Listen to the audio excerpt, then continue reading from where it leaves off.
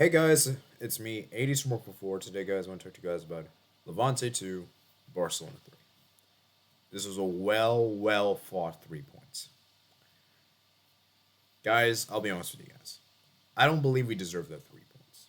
But it's the same football, guys. It's not about what you deserve, it's about what you get.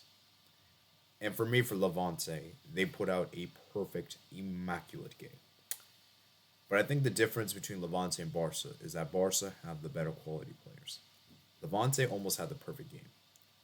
You know, defensively, I think they were a bit too open, but I think attacking wise they created a lot of issues. And there's a reason why, as I said, guys, that away teams like Real Madrid, Atletico Madrid have struggled here because of how relentless and how open Levante play, how physical they are, and how much problems they give to defenses. You know, and we can say that we were lucky to win. I will hold my hands and say that we probably were fortunate to win. We probably didn't deserve to win this match. Levante probably deserved to win more than we do. But as I said, guys, getting back to my main point, it's not about what you deserve. It's about getting it done. You know?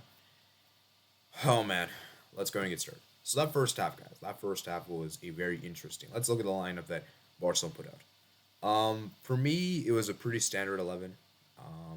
I think the 11 was pretty spot on.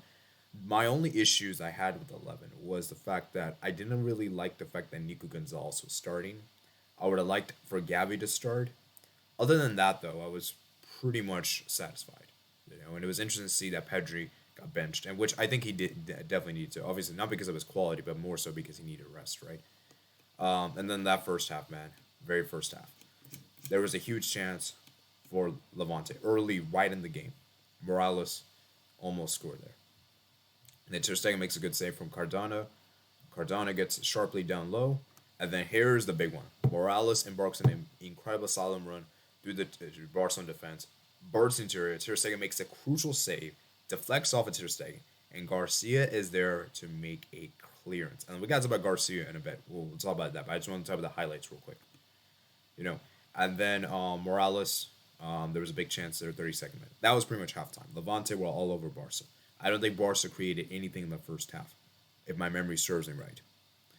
Then the second half begins, and Levante quickly starts getting into the game.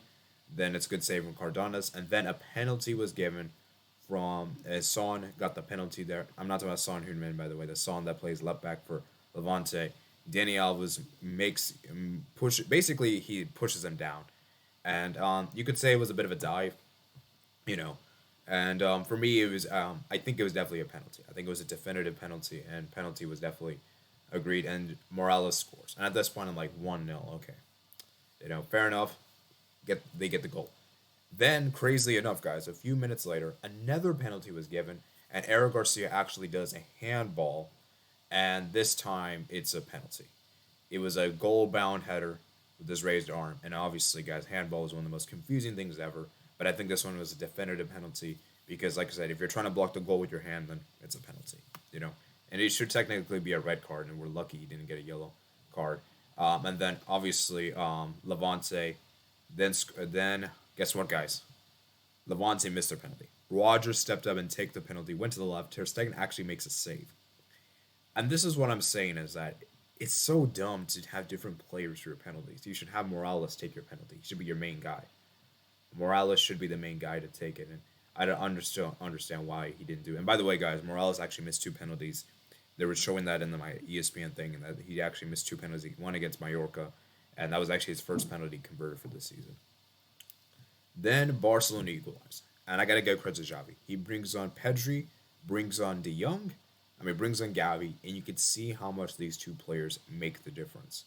Especially Gavi in particular. I think Gavi had one of his best games I've ever seen. That was a great performance from Gavi. And Pedri, you can see how good he is, And then a few minutes later, within minutes of going 2-0 down, we actually made it 1-1. And Dembele puts a great cross into the box for Aubameyang. Aubameyang heads it home. It's 1-1. And at this point, I'm like, wow, we've turned this game around. We're at least in level terms, right? And then guess what, guys? Young substitutes combined. Pedri and Gavi had a nice link up there, and then Pedri slots it to make it 2-1. And at this point, I'm like, oh my goodness, we have turned this game around. You know. The Levante got another penalty, and would you guys believe it? You know who gave away the penalty? It was Longley. Longley came off the bench for Danny Alves. Danny Alves was looking really fatigued. This was one of Danny Alves' worst games I've ever seen, by the way. I didn't think he had a good game whatsoever. Longley comes on, gives away a penalty, and yeah, he gives away for Son. Son makes that driving pass for Gomez, and Gomez taken down on the Morello, steps up, scores, makes it 2-all. And at this point, I'm like, oh my goodness, Longley, are you kidding me? This almost reminded me of the game against Cadiz, you know? And then guess what, guys? Luke De Jong comes out of nowhere, comes off the bench uh, for Aubameyang. I thought Luke De Jong, I didn't even realize Luke De Jong could actually play this game. I thought he actually was still missing for this game. But Luke De Jong comes on and he scores. He scores, and with Jordi Alba putting that cross, and I was like, oh my goodness, wow. I really didn't think Luke De Jong would do this. And Levante, man, it's really bad for them right now. Really bad for them because Levante right now are in a terrible position when it comes to survival. As you guys can see, 22 points, and they're just in a really bad position right now, and it's almost doomed for them at this point that they're gonna go down. Which obviously, you guys know, Levante's always been a team that's given us issues, but I actually kind of like Levante, strangely enough, because I feel like they always give a challenge for us big teams, and it's good to have these kind of minnows, like kind of have like these underdogs really challenge, you know. And so gotta give credit to Levante, and yeah, man, for me, man of the match, it has to be Ter Stegen, you know, making that crucial penalty save, making some good saves in the deed, and I think Ter Stegen overall just had a good solid game. I know he conceded 2 goals, but two of which are penalties, and let's be real, guys, it's hard to save a penalty. Penalty savings, it's very difficult, guys. It's not an easy thing to do. And, you know, I think Ter Stegen had a decent game. You know, although he did make a mistake early on, I did remember that. Eric Garcia also thought had a very good game. His penalty, not penalty, sorry. His tackling I thought was pretty good. And I think overall, Eric Garcia, you could see how much he did. And remember, guys, he actually prevented us from going behind. So I know people are going to blame him for the whole penalty situation, but let's be real, guys. You know, it's a bit of a harsh one. It was a handball, you know. Ronaldo Araujo, he will miss the game against Cadiz, which, you know, I think is fine because, like I said, I think he did need some rest, and so we should be able to beat Cadiz anyway without Araujo. I think Jordi Alba obviously had a good game, got the assist there. Aubameyang had a decent game as well. Dembele as well, man. And I think one player we got to talk about, Gavi. As I said, Gavi had a monstrous game coming off the bench. He really changed the game, and you can see how good of an impact he is. I think disappointing players in the day has to be, okay, what am I doing? Frankie De Jong, I think he was one of the most disappointing players today. I wouldn't necessarily say he had a bad game because I think that's a bit harsh, but he didn't have a good game. For me, it was an average game. I think Ferran Torres also had an average game. I wasn't really impressed with him. Danny Alves, I think, also was disappointing. And I would say probably Nico Gonzalez. I'd say those 4 players, for me, they were the most disappointing. You know, and like I said, guys, it's a crucial 3 points. Let's go look at the stats, guys. Stats wise, it was a pretty much a back and forth kind of game. Levante, they're actually so much higher, mainly probably because of penalties.